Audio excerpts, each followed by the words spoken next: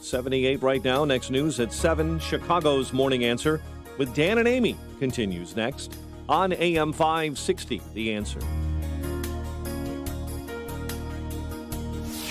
This hourly segment is brought to you by The Insurance Guy. Tune in Saturday afternoons 4 to 5 for The Insurance Guy with Steve Lishowitz, president of SVL Insurance Group.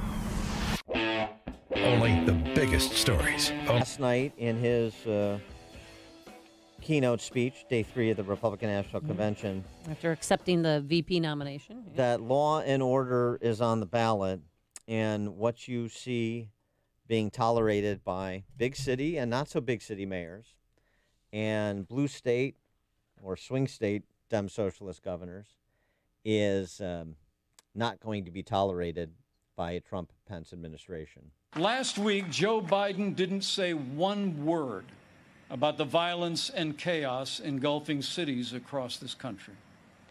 So let me be clear. The violence must stop, whether in Minneapolis, Portland, or Kenosha.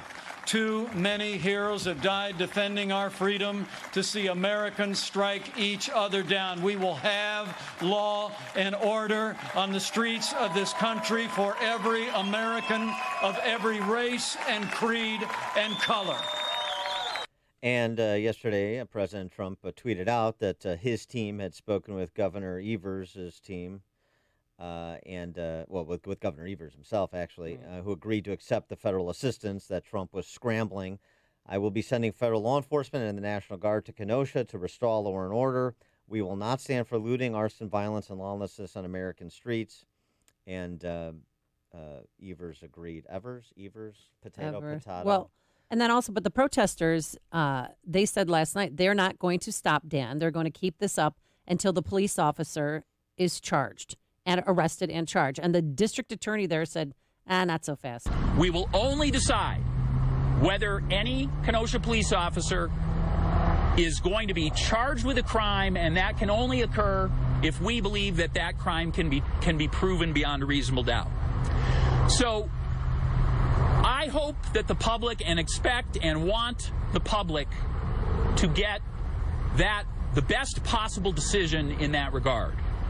And I believe the public deserves a decision that is based on reason and that is based on the most full and most accurate information that can be obtained. Yeah, there's a novel approach for prosecuting attorney in some of these jurisdictions like ours in Cook County. But we did learn more information about the police-involved shooting of Jacob Blake, including, as was suspected based on the reach into the car and the reaction of the police officer, that there was a knife in the car. Yeah, and that a female caller, one of his girlfriends had called, and he was not supposed to be at her apartment. He was, and that was why the original phone call was made. When he was scuffling with police, the Wisconsin Attorney General said he had mentioned to them that he had a knife. And then he ran around the car, and they said that there was a knife on the floorboard of the driver's side. The police officer who fired the 7 shots was identified as Rustin Shesky. They're on administrative leave pending the outcome of the investigation, as you would expect. So, it gets more complicated. Those nuances are going to be lost on the rioters on the streets of Kenosha and elsewhere. You saw rioting break out again in Minneapolis. This was a police-involved shooting. This was a murder suspect who committed suicide in prison. Any reason to try to bait police into confrontations that they can use to demagogue police, to demagogue the Trump administration, to get to the defund police solution that they want for big cities so that they can get to their real target, which is middle-income families around the country, including in Kenosha, including in the suburbs, including in the exurbs. There is nowhere that this cultural assault will spare if it's allowed to continue unabated. And that Minneapolis situation, the police were moving in on him. He was outside on the street, and they were moving in on him because he's a homicide suspect, and he shot himself in the head. But there was a lot of confusion, and the mayor had to come out and say, this was not a police-involved shooting. The suspect committed suicide. And there's video of it. It's just awful. Yeah, Jacob Fay or whatever his name is. Trudeau Jr. Trudeau, excuse me. I think he's probably lost a little bit of legitimacy and standing to have much of anybody say, listen to much of anything he has to say. For more on Wisconsin, we're pleased to be joined now by Andrew Hitt. He's the chairman of the Republican Party of Wisconsin. Andrew, thanks for joining us. Appreciate it. You bet. Thanks for having me on. So let's talk a little bit about Kenosha before we talk about the presidential race more generally. And the party's response, particularly to the governor's response, and by the way, the lieutenant governor's response, both of their initial responses were essentially to say that the police are systemically racist. This was a terrible thing. We're not waiting for evidence, and to call for a special session of the state legislature there to move the police reforms, in quotation marks, that the governor had proposed earlier this year. Yeah, they immediately came out and assumed and, really said that the law enforcement officer did everything wrong. I think what we see out of Evers and Barnes, our lieutenant governor, and the reaction around the country to law and order is just more Trump derangement system. The president wants law and order, and so they are just going to be the opposite of it, and that's going to lead to chaos. And it's really unfortunate. His statements, Governor Evers' statements, really incited the riots the nights after this incident, and we saw it spiral out of control, and then he goes further and rejects help from President Trump.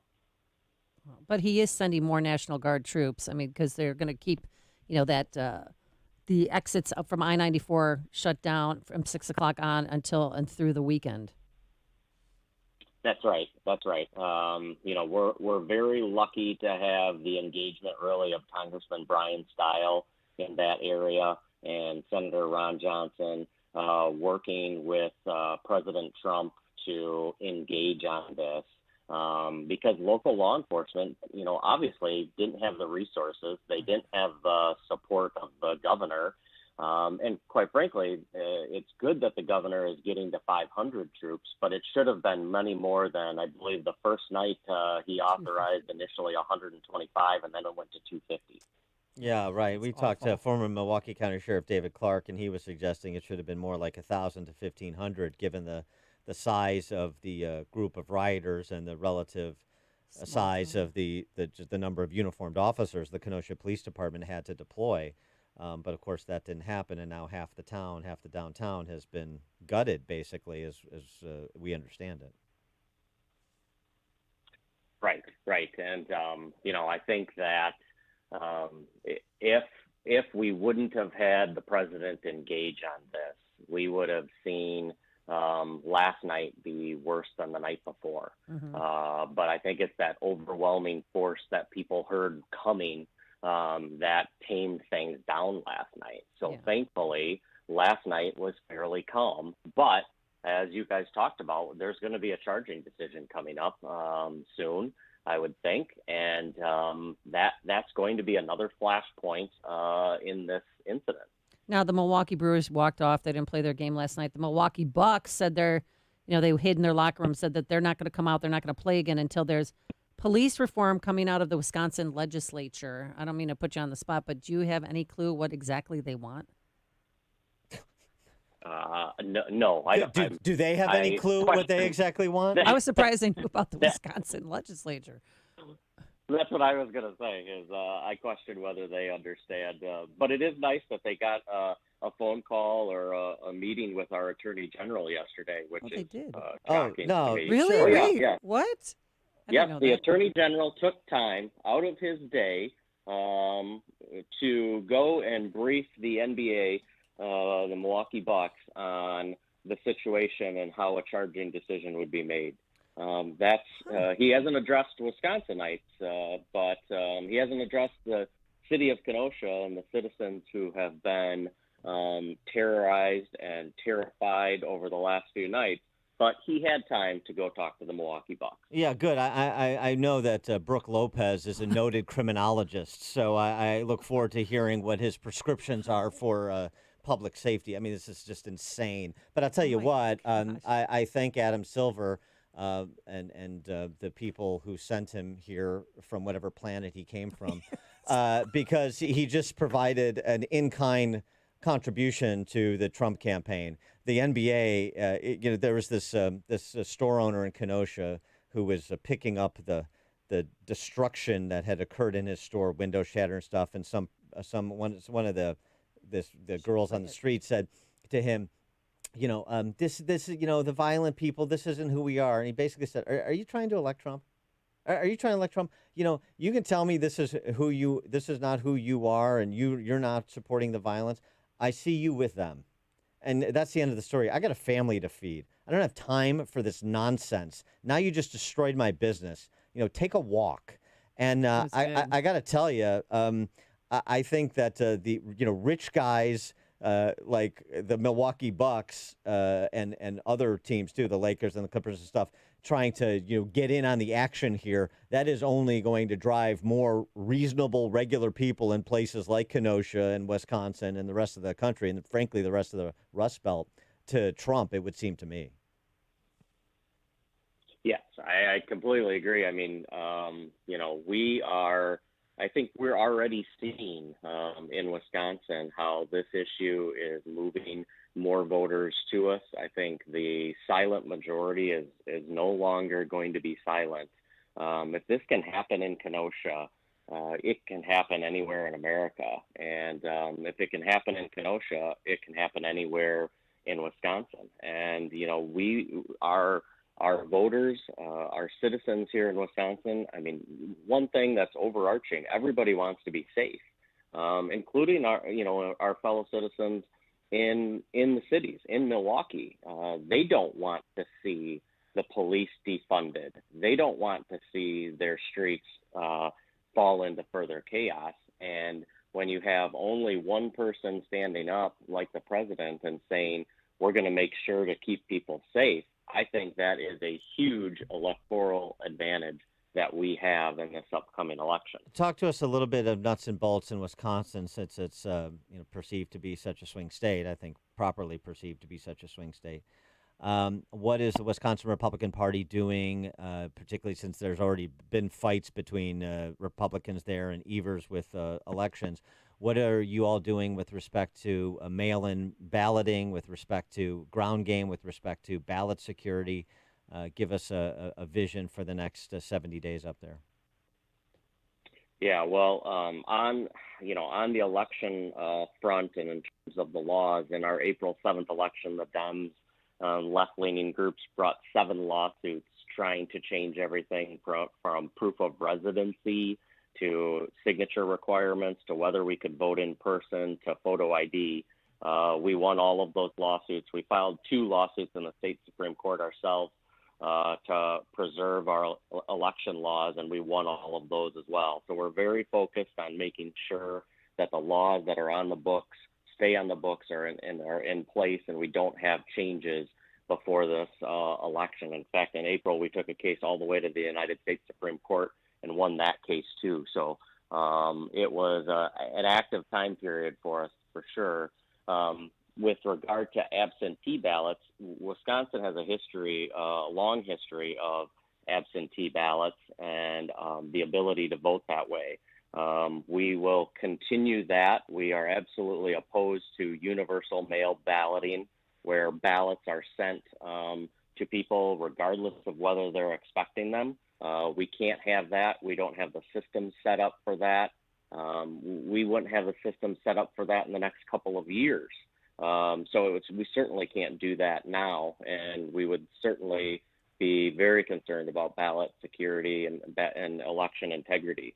So we will be pushing folks who are comfortable and want to vote early, but we're also going to be telling folks, if you're not comfortable with an absentee ballot, you need to vote in person. It is safe to vote in person. Yes. We showed in April 7th election that you can safely vote in a pandemic. The CDC, Medical College of Wisconsin did studies, concluded no spike in cases, no spike in death as a result of the election on April 7th. Good.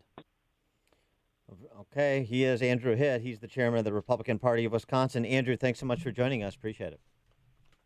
Great to be on. Thank you. Thank you. And he joined us on our turnkey.pro answer line. It's like a hot, steaming cup of information to start your day. It's Chicago's Morning Answer on AM 560. The Answer. This is attorney Stephen Leahy. This isn't the first crisis we faced together. Back in '08, business professionals in trouble sought help from bankruptcy attorneys, loan modification attorneys, foreclosure defense attorneys, and IRS attorneys trying to gain full financial recovery. They should have just called me. Let me tell you about Chuck. His small business crashed in the '08 crisis. He faced 2 foreclosures, overbearing creditors, and the dreaded IRS. Chuck would not even get out of bed in the morning. His wife heard me on the radio and convinced him to hire me. We got Chuck a loan modification and a short sale. We obtained a discharge of his debt and settled what was left of his IRS liability. Now Chuck is back in business and in control of his life. You can hear Chuck tell his own story at fullfinancialrecovery.com. We can get through this new crisis, too. The time to start rebuilding is now. Don't let your life's work go down the drain. Get your free guide to recovery at fullfinancialrecovery.com. That's fullfinancialrecovery.com. Or call me right now at 312-664-6649. There's no time to waste. Fight back now. Remember, oftentimes the best defense our body has against getting sick is having a strong, healthy immune system. And that's why I take Balance of Nature to keep my immune system strong. What it is 6 capsules. With that, you're getting 10 servings of 31 different fruits and veggies. And you hear stories here all the time about how people's lives have changed by taking Balance of Nature. And guess what? The next one could be yours, but you have to order your your bottles of Balance of Nature. I got an email from someone. He said, hey, I got my wife started on Balance of Nature. She was super skeptic about everything, but after 2 months on it, she says she really is feeling the difference, so much so that we ordered it for her 79-year-old mother and got her on it. As for me, I don't wake up sore anymore, even after big workouts, and that has been really amazing. That came from one of our listeners and a happy Balance of Nature customer. So